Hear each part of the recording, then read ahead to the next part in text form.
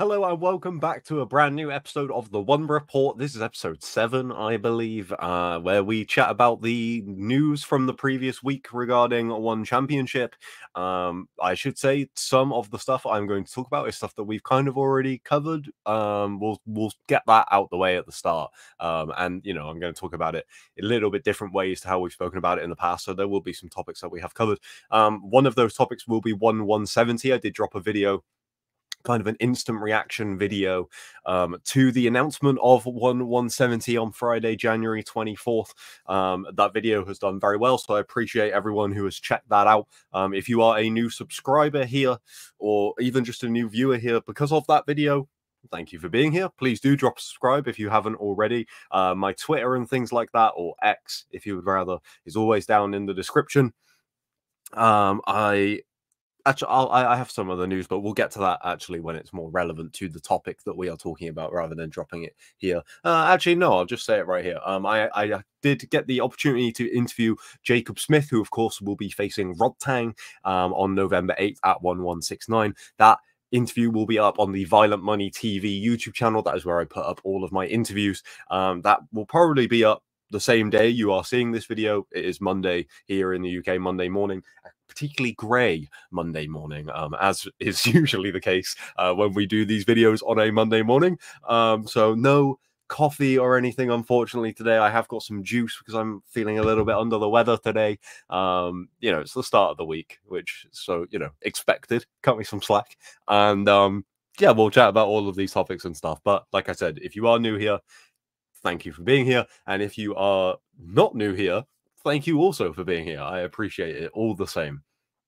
Let's talk about, like I said, a few things that we have already kind of spoken about on these videos, but updates, I suppose, we can get to. The first of which being, I said I would chat about this on this episode. That is the return of Panpayak. He finally made his return to One Championship at One Friday Fights this past weekend at Lumpini Stadium, where he got a decision win over Silvio Vitez. Just clearing my throat a little bit there. Apologies. And it wasn't, like, oh my God, Panpayak is back. It was not, the level maybe that we're used to seeing him at. You would expect against an opponent like Silvio Vitez, if they had fought back in 2022 when Panpayak was still active, you would expect him to probably blow through an opponent like that. No disrespect to Vitez, it's just Panpayak is one of the best in the world when he is on form.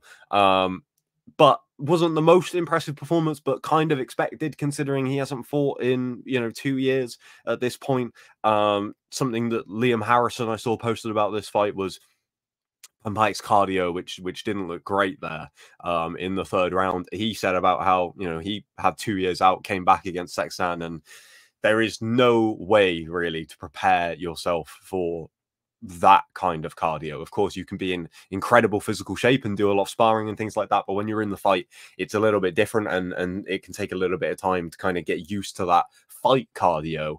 And Liam said it might take Panpayak 2 or 3 fights even. So I don't think there's, a huge cause for concern. Of course, going forward, if Panpayak continues to have performances like that against opponents you think he should probably handedly beat, then it becomes concerning, and maybe those 2 years out will significantly affect him. But I think we have to give it time. It looks like he's going to be back in December at you would imagine, the big tentpole Friday Fights card, the pay-per-view ones. And so we will find out, but I'm going to reserve judgment for now. I think Panpayak is back. He got the win, and he can build on that from there. 170, again, already spoken about this on this channel, but that was kind of an instant reaction, so we can talk about it in a little bit different context here. I think these 2 fights that they have announced, that being Tawanchai versus Superbon 2 for the One Featherweight Muay Thai World Championship, and Superlek versus Nico Carrillo for the Bantamweight Muay Thai World Championship. That is the one that I am particularly excited for. As I said in that reaction video, I think it's probably the best fight that One currently have booked on their schedule. I am super excited for that fight. I think it's super interesting. And Tawanchai versus Superbon, the first fight was a lot of fun. I'm sure the second one will be too. And Superbon, you know, I think the interesting narrative here is how good Superbon looked against Joe Natwood last time out, and Tawanchai has struggled against Joe Natwood in those 2 fights he's had against him. Of course, one of them was in kickboxing, so a little bit different there, but still, nonetheless, I think that makes it interesting. I'm going to pull up the announcement that one did on their Instagram here.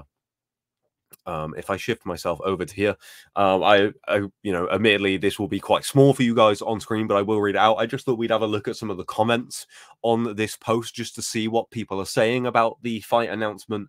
The top comment here is somebody complaining about Nico Carrillo and his weight, which is pretty standard at this point. I did reference this in the reaction video about the complaints of Nico being a weight bully. Personally, as I said in that video, when you have so many people struggling to make weight and pass hydration in one championship, and Nico is a guy that consistently does that, I think it's hard to make an argument for him being a weight bully. And that's what that top comment is there. This comment did make me laugh, saying about, I see you, one graphic team making Superlek look slightly bigger than Nico. Couldn't have been more ironic. That is pretty funny. We will see what the actual size difference is between them when they stand face to face, and you would imagine it will be fairly significant. Please no one get injured. Please no one get injured. Yep. Low kick spam fan. Absolutely. Tawanchai and Superlek are winning. I think Superlek knocks out Carrillo, though. Knocking out Superbon isn't easy, but it's doable for Tawanchai. Bold predictions there.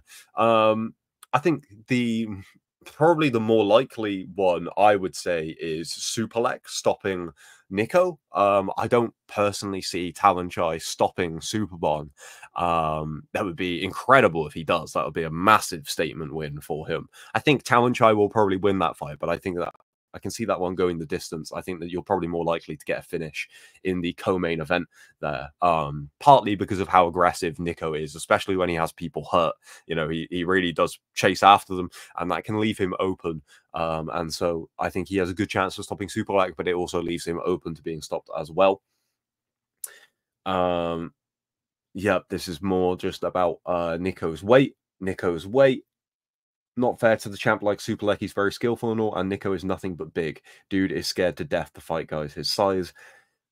I don't know if that's really true. I know that this gets thrown at Nico Carrillo a lot. I don't personally buy into it too much. Only Superlek will quickly accept the fight with the boogeyman of the bantamweight division. That is very true. Props to Superlek. That guy is a maniac and an absolute killer. Nico is just big. Superlek about to dissect Carrillo. Why is Superlek turning around and having harder fights? Meanwhile, Rodtang is fighting in a title fight against a guy coming off a loss. I think that is a fair complaint. This person has predicted or called for some fights. Haggerty versus Nabati. That would be a fantastic fight. Nongo versus Lobo and Pratinchai versus Dabella. Yep, I would like to see all 3 of those. Why Superlek not is a main event. I did kind of speak about this already in the video. I think the Superlek stardom is definitely, you know, on the rise. But when you've got 2 Thais fighting in the main event, and, you know, 2 high-profile ones like Tawanchai and Superbon, I think that probably makes sense for them to be the main event, even though I would say Superlek is probably the biggest... how do I phrase this? I think Superlek is probably the biggest draw for people outside of Thailand. That isn't to say that there aren't a lot of people outside of Thailand that are big fans of Tawanchai and Superbon, but I think Superlek, off of the Rodtang fight, off of the Takeru fight, and then off of the Haggerty fight, is probably, you know, a name that I think will resonate more with people around the world. But you know, this show is at the Impact Arena in Bangkok. I think it makes a lot of sense to do the 2 Thais in the main event. And with it being a rematch, I think that adds, you know, a little bit there. But yeah, as you can see, a lot of people talking about Nico Carrillo and his weight, which, yeah, like I said, I don't really put too much stock into personally. But I'm interested to get your thoughts and feelings on this. Let me know, where are you guys at with Nico Carrillo? Because yeah, it really is dominating the comments on well, pretty much every fight that he has that gets announced, but you know, especially this one because of how beloved Superlek is. The other big topics, the main topic, I think, for this video will be the fact that Sage Northcutt has departed one championship. I will pull up their statement here. Yeah, this definitely seemed like the writing was on the wall. Am I Where am I not blocking? There you go. This has been coming, I think, for some time. Did I think that Sage Northcutt would be released this early, or mutually agreed to his release, I should say? No, I didn't think we would hear anything about Sage for a little bit longer. For people who don't know, we'll kind of go back over Sage Northcutt's history in one championship. So, of course, he comes over from the UFC. He actually had like a fairly decent run in the UFC in terms of results, but not necessarily the kind of performances that you would hope for. And I think that the UFC were kind of having to cater Sage's run. You know, they couldn't book him like they could have, you know, any other up and coming contender. Do you know what I mean? They were having to find opponents who didn't have too much experience and things like that. And it was clear, you know, that he was going to have some time to build, and I just don't think it was necessarily the right thing for him. You know, it's an argument of you know, you've literally seen it if you guys watch Dana White's Contender Series. Sometimes they get people on that show who look very impressive, and they say to them, this literally happened, I think, on the last episode of the season that's just gone, where there was a female fighter who looked great, but they were like, you're probably too small for this weight class, and you're also too young. And so putting you in the UFC right now, where you're not going to be able to just gain experience and things like that, you're going to be fighting people that are, you know, excelling outside of the UFC, or former champions from promotions and things like that. Do you know what I mean? Like regional people who've done very well on the regional scene. She could probably do with some more time on the regional scene, things like that. And I think Sage probably could have done with a bit more time, but again, UFC saw the star potential in him, and it was easy to see why, but it maybe didn't work out that way. So he goes over to One Championship in 2019 and has that devastating knockout loss to Cosmo Alexander. I don't know if it's Alexandra. I always say Alexander. So apologies if I get that wrong. Cosmo stopped him in under 30 seconds. It was a brutal knockout loss if you haven't seen it. And it took Sage out of the game for a long time. He needed to have like pretty significant facial reconstruction surgery. He like broke part of his face in that fight. Cosmo was I don't really understand the booking of that fight whatsoever. Cosmo being an elite striker, and also probably too big for Sage. Definitely too big for Sage, I'm sure some would say. And so yeah, it was a strange booking, and it cost Sage a couple of years of his career. And then he was planning on coming back, but COVID got in the way. I know that he got COVID and suffered some pretty long-lasting effects where it looked like he might not be able to return. He did eventually return at One Fight Night 10 last year, submitted Ahmed Mushtaba, and looked really good, I thought. You know, he started the fight not brilliantly, and then off of his back got a beautiful submission. I can't remember what it was now. Was it an armbar or a triangle? I can't actually remember. Oh, was it a heel hook? Might have been a heel hook. In like, yeah, 40 seconds against Ahmed Mushtaba in Broomfield, Colorado. A great win for him, I thought. And then, of course, he was supposed to return earlier this year to face Shinya Aoki in Japan. Had some issues ahead of the fight. I believe the issues were his corner getting into Japan, or potentially that he could only have a certain amount of people travel with him. And I don't know what went on there, but you know, they basically said to Sage, will you be okay having a replacement corner? Which he didn't want to do, and so the fight didn't happen. It definitely was a breakdown in communication there. At some stage, Sage was kind of blaming one for it, one blamed Sage, and then Sage put a post out on social media. I don't know if that post is even still up. Yeah, slating one basically, and saying that it wasn't his fault and things like that, trying to explain where this miscommunication came from. And you know, at that point the writing was on the wall that he probably wasn't going to fight again in One Championship. But like I said, I didn't think that he would be released. I do think that that is a positive. I would much rather see people that, you know, if there is a breakdown in communication, I would much rather they just go their separate ways, rather than Sage just not fighting and staying on the one roster, because yeah, it didn't ever seem likely that he was going to fight. And so, yeah, this is the statement from One Championship. It is literally 2 sentences. I probably should have read that before pulling this on screen, as I wouldn't have bothered. One Championship and Sage Northcutt have mutually agreed to his release from the organization. One wishes Sage the best in his future endeavors. I believe Sage also put a statement up and kind of, just spoke about wanting to fight soon and things like that, exploring new opportunities.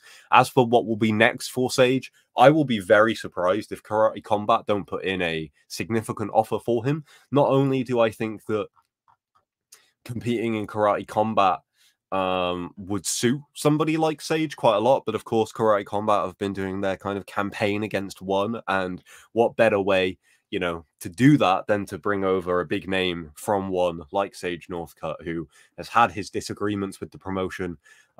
Bringing him into Karate Combat would be a very, very smart move for them indeed. But of course, I think it kind of boils down to, does Sage want to compete in striking, or does he want to return to MMA? I know that he always kind of wanted to do a bit of everything, but MMA has been his focus for quite some time now. It would be a bit weird if he just decided to abandon that. Whether Karate Combat could put on some MMA fights for him, I'm not sure. Potentially the PFL being an option. Or he could go a different route. He could try and get some fights on a different promotion and see if maybe there's a chance for him to get back in the UFC. I'm sure we will find out in the near future. My bet would be Karate Combat, and then maybe an MMA thing at some stage later on down the line. But yeah, like I said, we will find out. But that'll pretty much do it for the Sage Northcutt chat. We also found out this previous week, during his appearance on the new and improved Ariel Helwani show, Demetrius Johnson was on there to talk about his retirement from 1168. Ariel wasn't doing, obviously the MMA hour ended a couple of months ago, and so Ariel wasn't around to interview DJ at the time. Him and DJ go back a long time. They've spoken a lot of times about DJ's retirement, so he had him on the show to talk about that. And Ariel asked, whether he had been offered any fights. He did say that he got offered, a big contract once announcing his retirement by a different promotion that wasn't the UFC. I'm not too sure what that would have been. Perhaps the PFL put in a big offer. I'm not too sure. My initial thought was maybe Brave, potentially for a Mokaev fight, but I don't know. I have no, factual evidence behind that. Just a theory of what it could be, because my mind started racing when I heard that someone had made DJ a big offer, obviously that he wasn't going to take, but nonetheless. However, he did say that One had attempted to make a submission grappling fight between him and the flyweight champion Mikey Musumeci, which is something that I've spoken about multiple times on this channel as something that I thought would be DJ's last match in One Championship. I did think that he would do that before leaving, but the kind of DJ said that they couldn't come to terms with it. He is also, of course, he is loving jiu-jitsu at the moment and competing in grappling tournaments, but he is doing so entering, he isn't doing super fights or anything like that. He's just competing like a regular competitor would. And also the reason he loves jiu-jitsu so much right now is competing in the gi. Mikey Musumeci and One's submission grappling division, for that matter, is no gi. So I don't think DJ's too interested in that either. So maybe that's part of the communications. Could also be financial as well. And he did also say that there was potentially, like a mixed rules fight between him and Mikey, where I guess it would start grappling and then go to MMA, which could have been interesting, I guess, to see if Mikey can submit DJ in like 5 minutes or whatever. Probably you have to give him 10, I guess, but then that's a full submission grappling match. So 5 minutes to submit DJ seems very, very hard to do, considering his wrestling. Like, I don't necessarily think, I don't know, if DJ is just trying to win that matchup, he will just use his wrestling to stop takedowns and just not engage. And then in MMA, will absolutely destroy Mikey Musumeci. No disrespect to Mikey, but we are talking about one of the greatest of all time, if not the greatest, who is still, competing at the highest level and still looking great. And Mikey has no MMA experience apart from, I'm sure, some training here and there. And I believe he used to do like Muay Thai or kickboxing or something when he was younger. But, you are really talking about a huge gap in levels there. So we didn't get that. And we instead got Demetrius Johnson's retirement at 1168. Another big story from the world of One Championship is that they received more funding from the Qatar Investment Authority. I believe that's what it stands for. And no reported figures, but there is a rough figure. I believe it was around 50 million. Let me just double check that in case I am going crazy, which I don't believe I am. Where are we? I did make a note of this. The question is where? Where did I make a note of this? Geez, there is a lot of One Championship news. Yeah, at least 50 million US dollars from investors, including Qatar. So they were able to get another round of funding, Qatar being a part of that. It looks like they will be going back to Qatar at some point in the very near future also. If you're a One Championship fan, this is great news. It means that One have got more money to play with. It means that One probably isn't going away as sooner as it kind of looked at one stage from a few different reports and things like that. But it means, most importantly, they have more money to play with, which hopefully translates to seeing some of the bigger names on the roster, specifically in MMA, that we haven't seen for some time. I felt at the start of the year like we were kind of building some more momentum for the MMA side of things, and I feel like that has quietened down significantly in recent months. So I would like to see that back up and running. The kind of split double-edged sword of this story is that, you know, I think the day after there was a bunch of what's the word? It's gone from my head.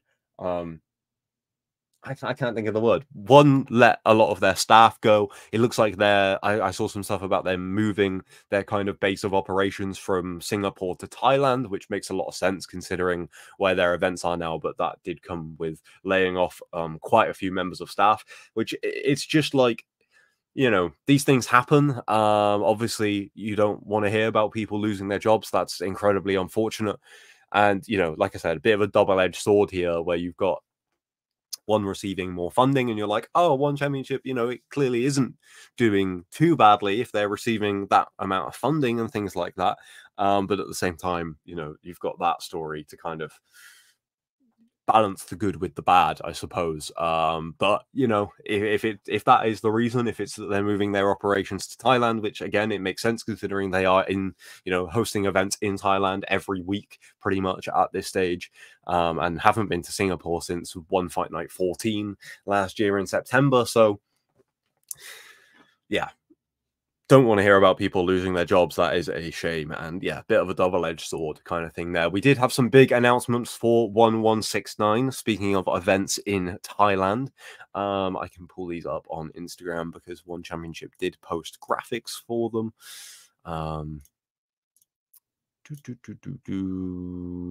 There you go. We will start with Cade Ruotolo, who will be making his second MMA fight at lightweight and taking on Ahmed Mushtaba, previous opponent of Sage Northcutt, of course. And I think that this is a pretty sizable step up considering the wins that Mushtaba does have in One Championship. He's coming off of 2 losses, that submission win against Sage, which caught a lot of people, myself included, by surprise. I thought that Mushtaba was a fairly tough test for Sage returning after how long he had been gone. And then he suffered a loss to Halil Amir, who I think is probably one of the best fighters on One's MMA roster. Like in terms of non-champions, I will put him right up there. His fight against Akbar Abdullayev, I think, was one of the most high-level MMA fights that One have had in some time. So I do really rate Halil Amir, and that, like I said, that Sage win was incredibly impressive and surprising. So I think this is a good step for him. Obviously, Cade got the debut win in MMA over Blake Cooper at 1167. And yeah, now he's going to be back to take on Ahmed Mushtaba. And I'm interested to see the way that this one goes. You would say that Mushtaba has had a fair bit of success with his grappling in One Championship. So yeah, I am very, very interested to see how this one goes. Because I do think it's a fairly big step up. And Cade obviously got the submission win against Cooper, but didn't look amazing on the feet. Didn't look bad, but just didn't look settled. And we will see how that plays out when he returns to MMA. We did also, I believe, Jake Peacock's fight that was supposed to happen on this card has been postponed for the time being. So potentially gaining 3 fights and losing a fight here. The other big fight, there is another fight that we'll get to, but I think these are the biggest two. You've got Sam A taking on Zhang Peimian. I think this fight is fantastic. Sam A looked great in his last win at Friday Fights, that one-punch knockout. I can't remember was it who did he fight? Let's have a look because the name escapes me. Sam A, 41 years old, obviously an insane amount of experience. Akram Hamidi, that's the guy. And yeah, Sam looked fantastic. I shouldn't just call him Sam. It sounds weird if you don't call him Sam A, to just call him Sam, my old mate Sam. And yeah, versus Zhang Peimian, who is back in action here. I think this is a great fight, and you know, could end up being a really, really important one for the strawweight kickboxing division as well. I could see the winner of this fight getting the next title shot. You would imagine that Pratinchai will rematch Jonathan DeBella. I would hope so, at least. And then you have the winner of this probably fighting the winner of that rematch, I would imagine. And the other fight that was announced for 1169 is the return of Alif, who will be taking on Brazil's Walter Gonçalves, which again is a very fun fight. And I think adds to what I originally said about this card, that it is probably the best card of the year for one championship. And, you know, I think that these 3 fights that have been announced prove that. I guess we will do like I did for 1167. I might do a tier list video to give you my thoughts on which are the best fights for this card. Maybe we will do that in the next week or so. But, you know, wait and see, I suppose. I don't know whether that's going to happen, but it certainly might do. I think that will just about do it for one championship news this week. I kind of messed that up, didn't I? As I said at the start of this video, I did have some time with Jacob Smith ahead of his rematch with Rodtang on this card. So you will be able to check that out. Like I said, I believe the interview will be going up today. That is Monday, October 21st. Over on the Violent Money TV YouTube channel. It was a good chat. Jacob is no nonsense, but he is very confident ahead of this rematch with Rodtang, and he believes that Rodtang is going to pull out all the stops. He really does believe that he will get the best Rodtang at Lumpini Stadium on November 8th. Of course, the card was moved from Atlanta. As I said, my Twitter is always down below, or X if you would prefer.